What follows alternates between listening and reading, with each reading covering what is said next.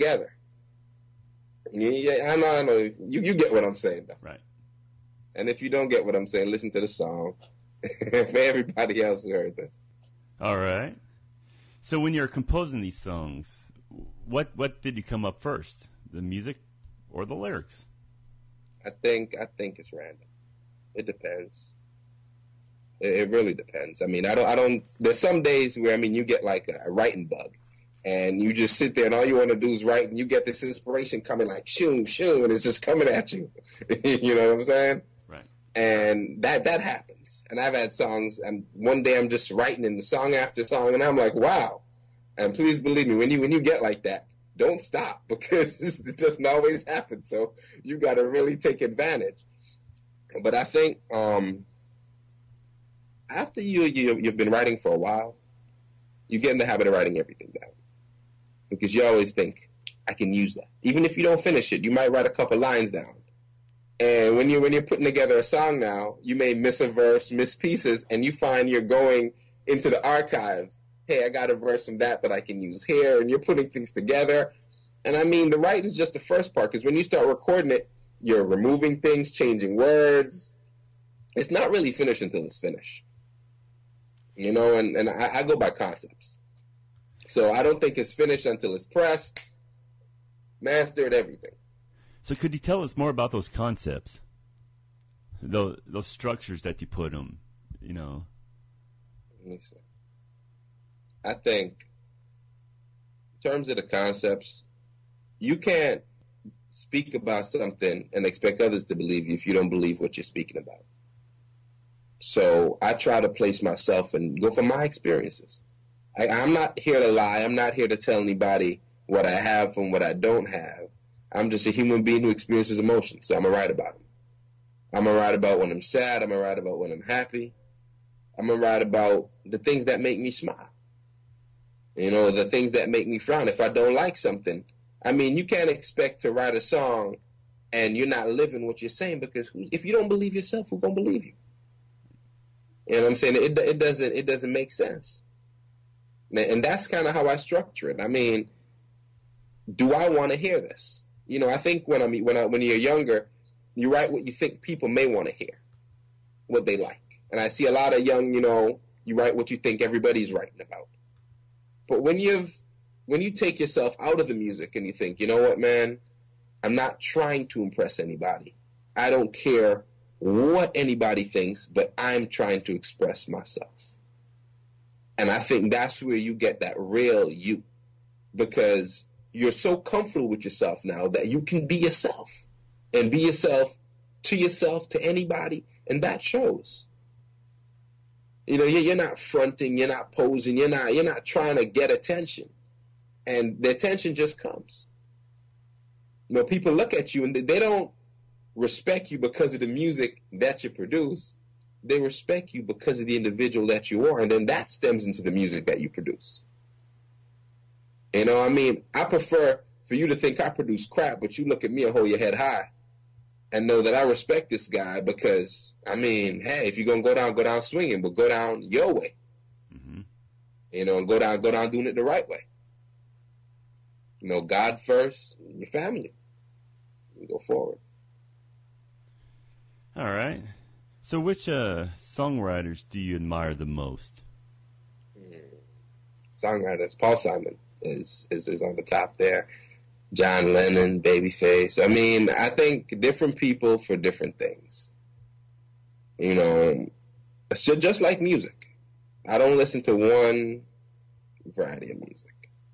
You know, sometimes I find listening to music without words helps. I think words sometimes complicate things. But if I'm going to listen to some words, it got to be some real special words that, you know, I'm going to really take this in. This is going to get me. You know, Paul Simon, I said you earlier, Paul Simon, he got that song, Something So Right, one of my favorite songs. And, you know, he says, there's a wall in China that's 1,000 miles long. To keep our foreigners, they made it strong. There's a wall around me you can't even see. It's going to take a lot more to get next to me. Now, you had to think before you wrote that. Mm-hmm.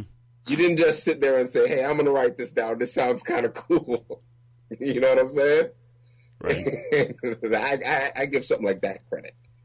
You know, Watching the Wheels, John Lennon, beautiful song. And I think everything he did was beautiful. You know? It's just, and some other people, like, R. Kelly, Babyface, and I admire them for their versatility. Being able, some writers have a certain, when it's written by, they have this kind of feel about their work. And then they have some writers that can just do it all. That you just drop your jaw and go, okay, you really got some talent. I'd like to get in your head and see what you're thinking about. Yeah. So how can people hear your music? And what's in store for the future? Well, But I Smile and Breaking It Down was more like a taste test. It's kind of me just showing what I can do. There's a lot more to come. You can get both But I Smile and Breaking Down anywhere music can be purchased digitally. You can get them ITunes, Amazon. You can also listen to them on MySpace, www.myspace.com/IsraelSun, IsraelSsun. When I thought about putting together this album, I said, you know what? I want to put together just really good music. I enjoy really good music, so I want to put together really good music. I remember, I don't know if you remember the artist Joe. Maybe. Joe, several Joes come to mind, but... All right, well, when I bought his album, I remember back in the day buying his album, and one thing that I admired so much was that every song was different. And I wanted to kind of do something where you're not bored listening to it. There's a song for every occasion. They got some songs when you just want to be laid back in your ride and you bopping your head and you kind of very serious. They got some songs when you want to smile with your family. They got some songs where you really want to give somebody a message, your wife, your lover. Just music for everybody. And even the production of the music, a lot of the songs are different. You have some songs that are all acoustic. That just gives you a whole different vibe. And the contrast with the hip-hop is just kind of cool. And some songs with that reggae feel and some songs with that jazzy feel. So I really wanted to, pull from all out and just kind of put together something that you really enjoy listening to. Well, I enjoy listening to. And God's will, others will appreciate and enjoy listening to. I've gotten a lot of really good reviews. I don't think I've gotten a bad review for both songs. So, I've been blessed that way. God is really, he's really shining some light on me. So I appreciate that. So what albums do you have in your car? What was that? Sorry about that. What albums do you have out in your car right now? No, what albums do I have in my car? Right now, I don't have a car. I got a bicycle. Yeah. All right. I got to laugh about it. I listen to a lot of jazz. A lot of Louis Armstrong. A lot of Paul Simon. I got like different sections of my iPod. Hold up, you know what? I'm gonna be honest with you. I'm gonna put my iPod up right now and just read off the screen. It's gonna be a lot easier. I got a whole bunch of different sections. I got, we start off the top. We got a bass and bossa section. Got some Billy Joel.